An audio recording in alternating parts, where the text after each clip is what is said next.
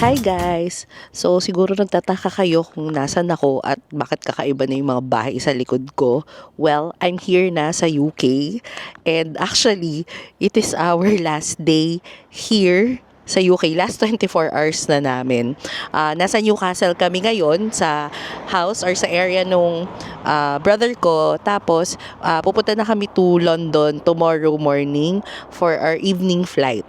So yes, sa Heathrow kami nag-fly in and fly out kasi nga mas mura yung pamasahe versus sa diretso kami dito sa Newcastle.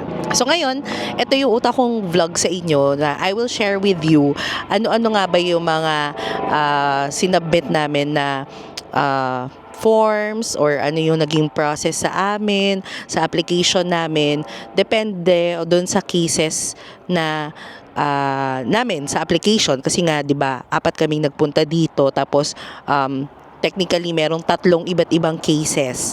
So nandito ako ngayon sa labas, ang lamig pero gusto ko dito kasi maaraw at least kahit paano malamig man, okay yung background tapos may araw ganyan. Pero ngayon medyo nawala siya. So anyway, I'll share with you case number 1 which is my case. I am fully employed. Ayan, so change of background lang kasi dun sa kung saan ako sa baba kanina, medyo marami ng taong dumadaan, ganyan. Weirdohan sila sa akin. Char. So change of background lang muna. But to continue what I'm saying, so in my case, for the first scenario, so me as a standard visit visa applicant, I'm fully employed and hindi sponsored. So ano-ano nga ba? Kailangan ko lang mag-look back kasi nung May pa kami nag-apply, diba? So ngayon lang ako nag-vlog for yung utang kong content which is this one. So in my case, after naming, kasi everything is online nga, diba? So we have to, as mentioned, you have to prepare talaga lahat ng documents nyo and kailangan mo siyang i-scan and prepare a soft copy of your requirements. Ano-ano nga ba yung mga sinubmit namin? But bago yun, you have to go to this website first and then click the standard visit visa.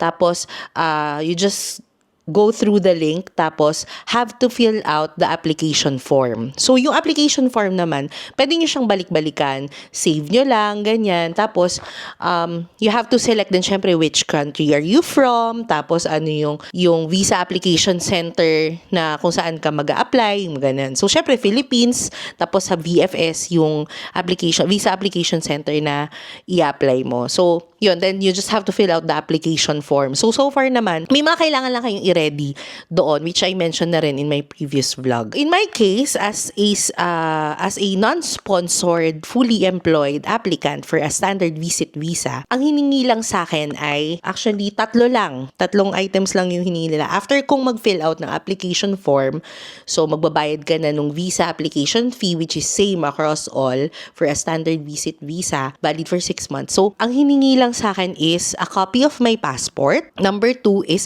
evidence of funds. Also, an invitation from your UK-based family or friends and evidence of their permission to be in the UK. Since sabi ko nga, my brother ako dito, he invited us to go here. So, yun, nag-provide siya ng invitation letter.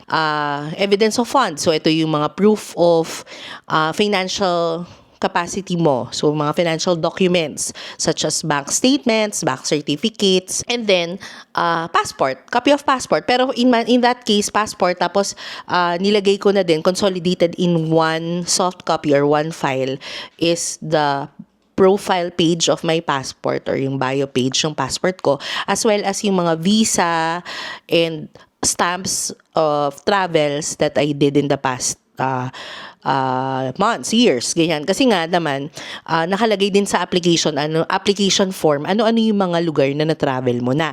So, syempre, to support din also yung mga sinasabi mo na nag-travel ka na dito, ganyan.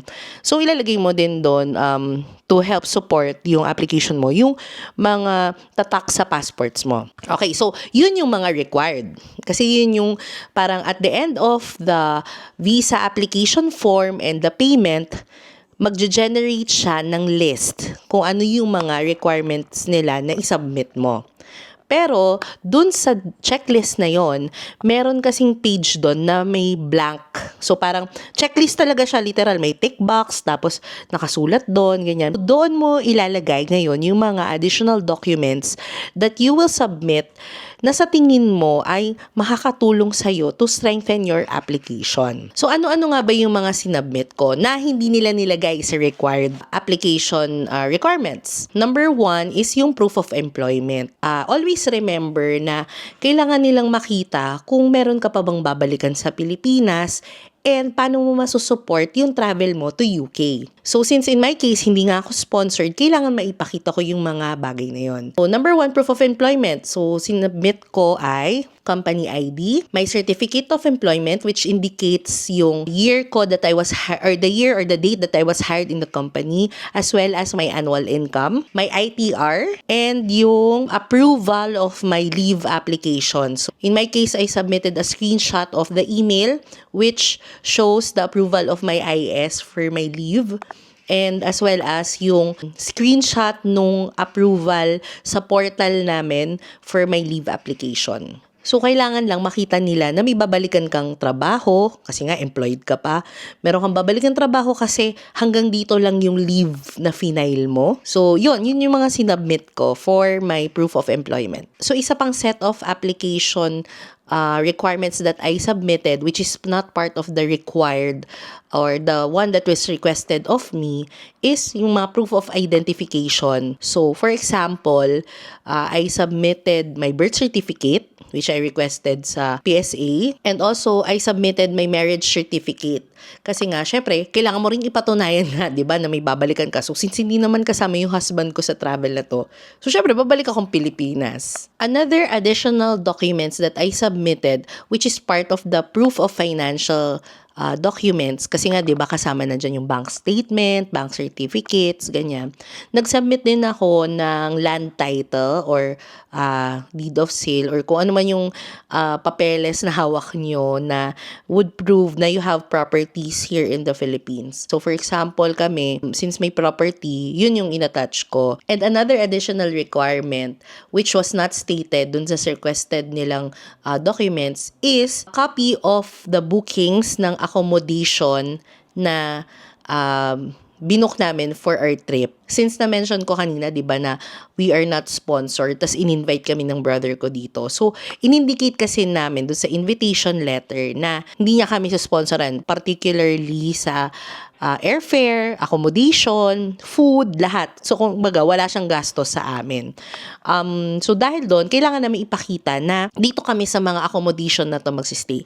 So, we booked Airbnb based on the itinerary that we have presented to them. So, very organized siya kasi kung sinabi mong from this day to this day, nasa London ka, kailangan yung Airbnb mo is booked on those dates. Tapos kung pupunta ka sa, halimbawa, sa Newcastle, ganito rin, ganyan. So, kailangan maipakita mo na match yung itinerary mo with the bookings that you made. So, make sure also if hindi man kayo magsistay doon or magbabago man yung plans nyo, make sure na cancelable yung mga Airbnb bookings nyo or yung Agoda bookings, kung ano mang platform yung gagamitin ninyo. And lastly, ang sinabit ko na hindi kasama sa list na hiningi nila is a cover letter. So, make sure that your cover letter is strong enough to prove your application. Karamihan na nababasa ko, parang ginagawa ding dramatic yung cover letter. Kasi nga, gusto wala kasi tong interview online lang talaga lahat. So, kung technically wala kang kausap, as much as possible, isulat mo na sa cover letter. Ano-ano nga ba yung mga naging content nung cover letter ko? Actually, hindi naman siya sobrang drama. But, okay, for my cover letter, nilagay namin yung subject. Siyempre, visitor visa application of state name. And then, yung passport number. And then, nagay mo na rin yung expiration ng passport number mo as the subject. And make sure to address it to British Embassy Manila. And then, siyempre, ilalagay mo yung intent mo that you're applying for a standard visit visa.